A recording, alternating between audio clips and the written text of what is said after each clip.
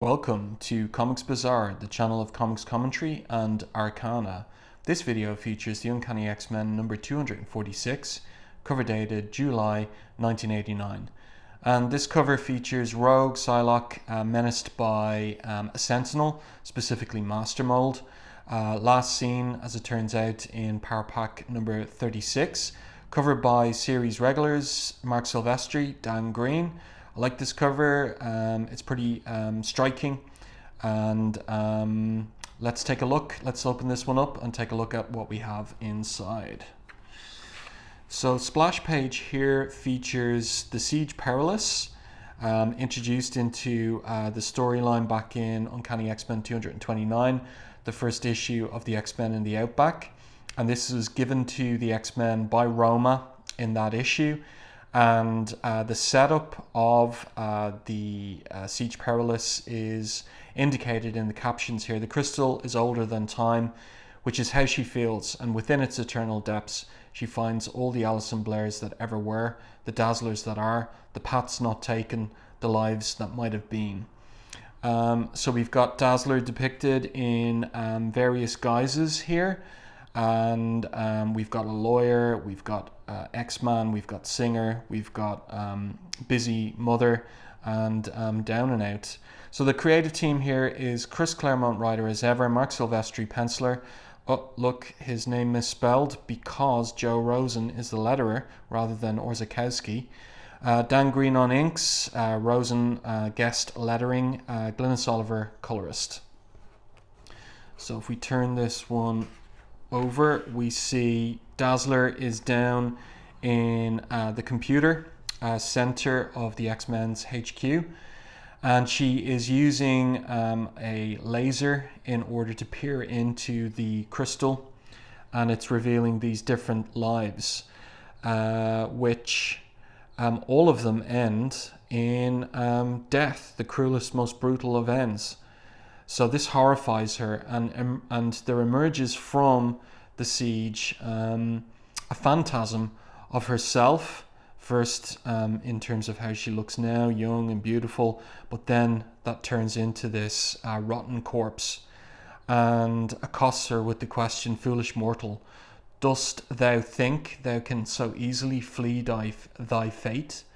And this kind of archaic style of English probably connects with the origins of the Siege Perilous, given to the X-Men by Roma, as I said earlier. And who is Roma? Roma is Merlin's daughter. So we never do find out exactly what this aspect of the siege signifies. But what the siege does generally, or what it's promised to do, is if you pass through its portal, Roma said, you're supposedly judged by the highest of powers, where the good and ill of your life is weighed in the cosmic balance. Then you get a second chance to make it better. So in previous issues, we've seen Dazzler's flaw, or sin even, as her vanity. And this definitely is a dark potential punishment for that vanity that is staring her in the face here, and that frightens her greatly. But the phantasm disappears. She finds herself in the dark, and she puts on a tape cassette of U2's Rattle and Hum, because of course Dazzler's power is to transpond or transduce sound into light. So once she's got the music on, she gets her power back, and she lights up the darkened computer center, but discovers that she has injured herself, cut herself on the Siege Perilous. So what does that portend? Then our scene switches to Manhattan, downtown Manhattan, Alphabet City, and we find a character that hasn't been seen since Uncanny X-Men 209, Nimrod, intercepting a drug deal and neutralizing with extreme prejudice the dealers, and destroying the cocaine, and then thinking about destroying the money on the table too. But at this point, his human side emerges, where his thought pattern changes from notation, considerable funds present, presumably derived from ongoing criminal enterprise, to those pushers looted the community in the worst possible way, destroying its future by hooking kids on crack. Wouldn't it be better to use this money to help repair the damage? At least it's worth a try. And he leaves this little sign of his action on the doorway.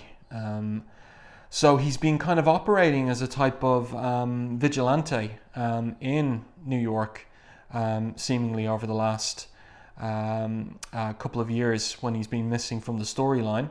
Then we switch to Australia, and we've got a little comic interlude here where Wolverine has returned, it turns out, from the Havok Wolverine Meltdown miniseries that was co-written by Louise Simonson and Walter Simonson, and illustrated by John J. Muth and Kent Williams, where you had this kind of goofy, droopy hairstyle by the two artists.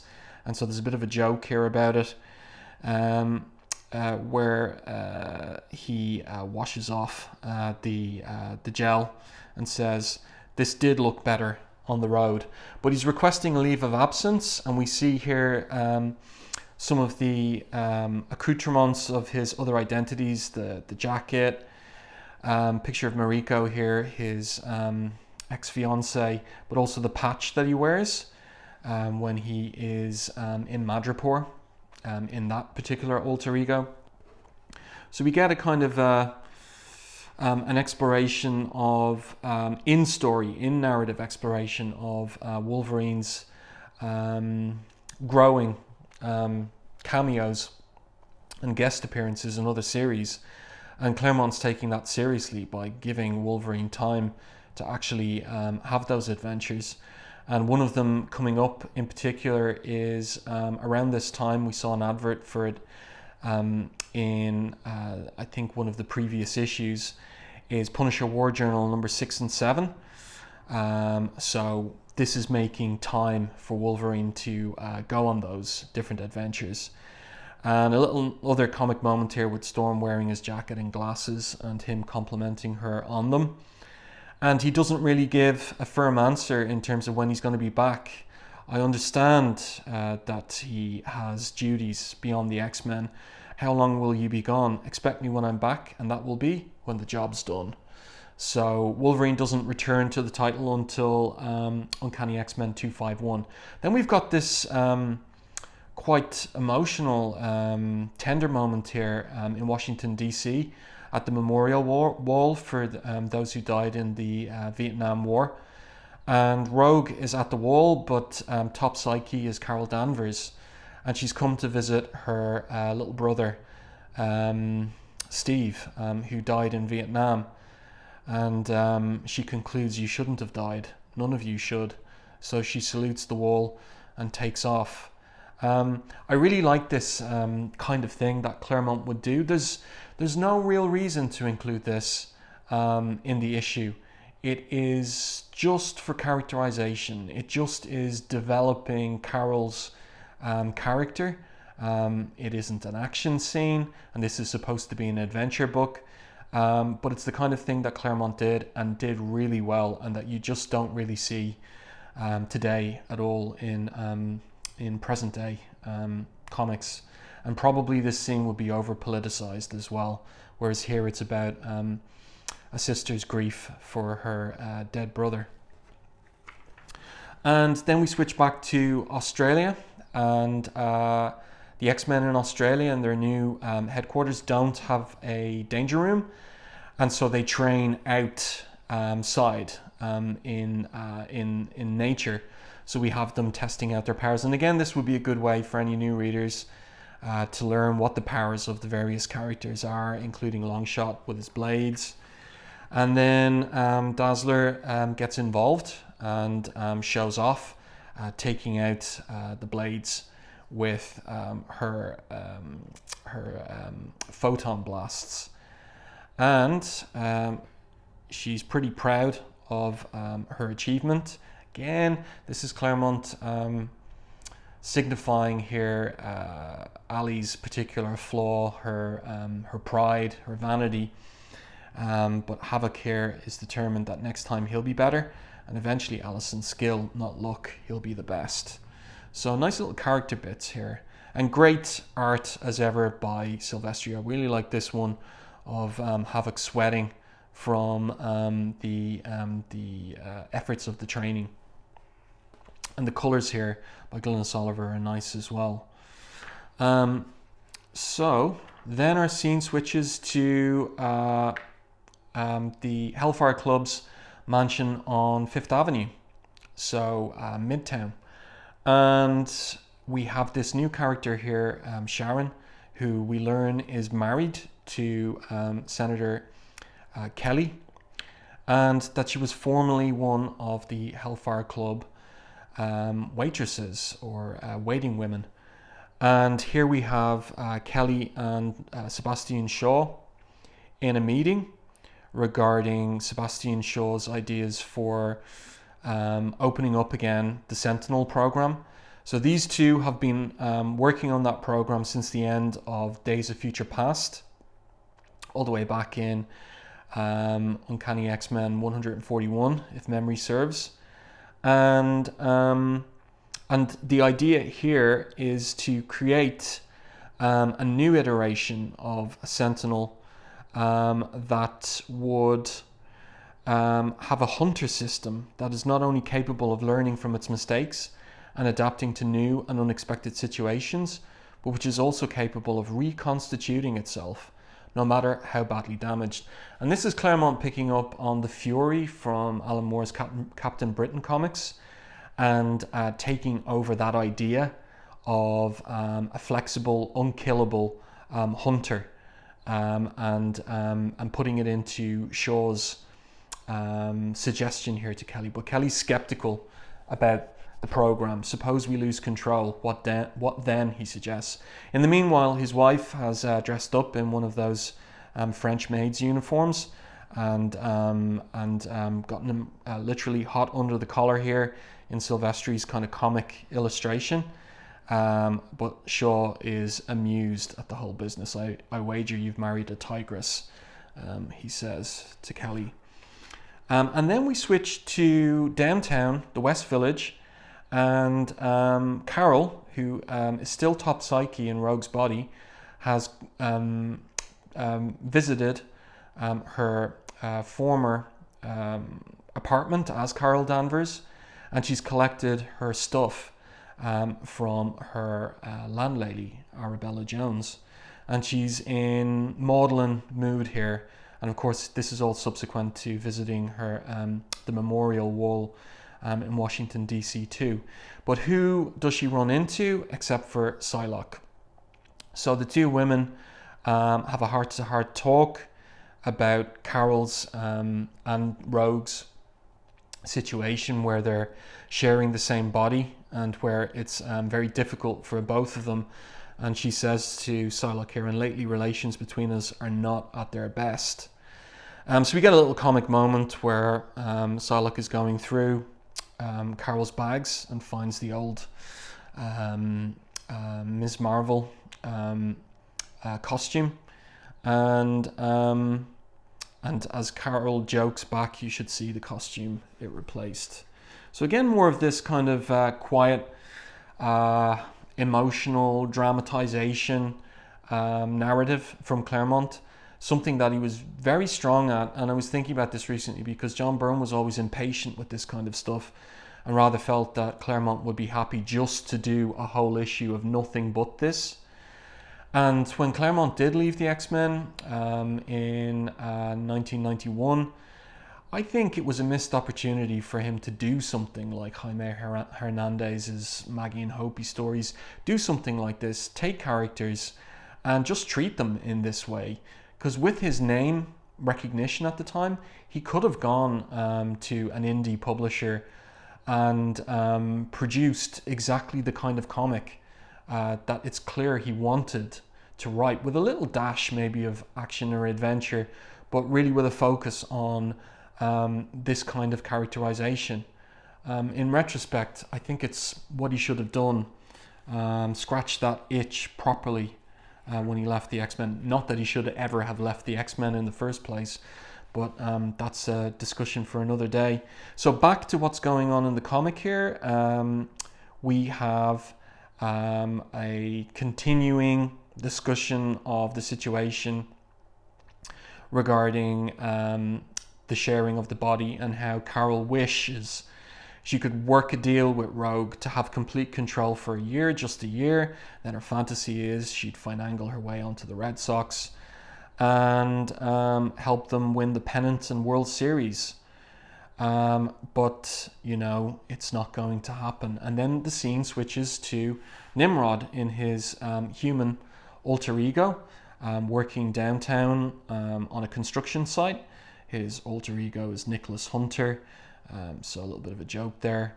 And but he happens and stumbles upon this piece of tech in the ground, and it turns out to be Master Mold, who is now with all systems online and fully functional, and has taken over Nimrod's systems, and he's back at full operational capability, Master Mold. So this spells trouble for mutants, and of course any X-Men in the city. So it looks like Carol and Psylocke have gone shopping afterwards, after their heart-to-heart in the cafe. And I just like the scenery here. I like the cartooning by Silvestri, really showing the emotional responses of the characters. And another note here is Psylocke got the perm in Uncanny X-Men 244, and she's still sporting it here, and it looks good on the character as well. Really nice art by Silvestri and Dan Green. But then it is an X-Men comic, it is an action-adventure comic, and so Psylocke picks up on the terror and pain and a massacre on the construction site. And so Carol suits up, it turns out, in her old uniform, and encounters Master Mold. Now she's thinking, since the X-Men are invisible to electronic sensors, this robot isn't going to be able to see her, but somehow he is, and perhaps it's because of the absorption of Nimrod, and he's able to punch her there as he does, swat her. And then we switch back to Senator Kelly, Robert Kelly, and his wife, and they're talking about what went on in the Hellfire Club, and she's saying it was only meant in fun, and really he means a lot to her, whereas he's worried about his position and hers as his wife. And just as she's saying how very much she loves him, the car is hit by Rogue, Carol, who has been punched miles from downtown all the way up to Midtown, and has hit the car. So Senator Kelly's been badly injured, but his wife is okay so far. Rogue is able, or Carol is able to punch off the door of the car, and Sharon gets her husband free, and then she goes back, despite his warnings to her not to be a fool, to help the woman in the car. She's pinned, tells her to wake up, and when she wakes up, it's Rogue who's on top psychically, and sees the situation with Master Mold having caught up to her. So Master Mold is looming over the crashed car. He's targeting Rogue, but as Sharon runs away, Master Mold determines target attempting escape, termination sanctioned, zaps the car and catches Sharon with the shrapnel from the blasted car. So she's very badly injured here, and Robert recognizes it, that she could be fatally wounded. Meanwhile, Master Mold is getting ready to terminate Rogue. So those are the stakes. Quite a cliffhanger here at the end of the issue. So moving from quiet character moments all the way to deadly action, potential fatality at the end of the issue. Amazing illustration as always by Silvestri in green, and very nicely written by Claremont. So we've got a letters page here in this issue, and the discussion is of the Genoshan issues, and we've got one of these statement of ownership pieces in the letters column, and the book was selling over 400,000 copies at the time, so pretty good. We've got an advertisement here for trade paperback of the Asgardian Wars with the Art Adams interior art. So this was a period when trade paperback collections were pretty rare, so this was a nice one to pick up at the time, 1989. So I hope that you enjoyed this particular review and commentary of Uncanny X-Men 246. If you did, please like the video, and if you haven't done so already, subscribe to the channel and stay tuned for more content like this.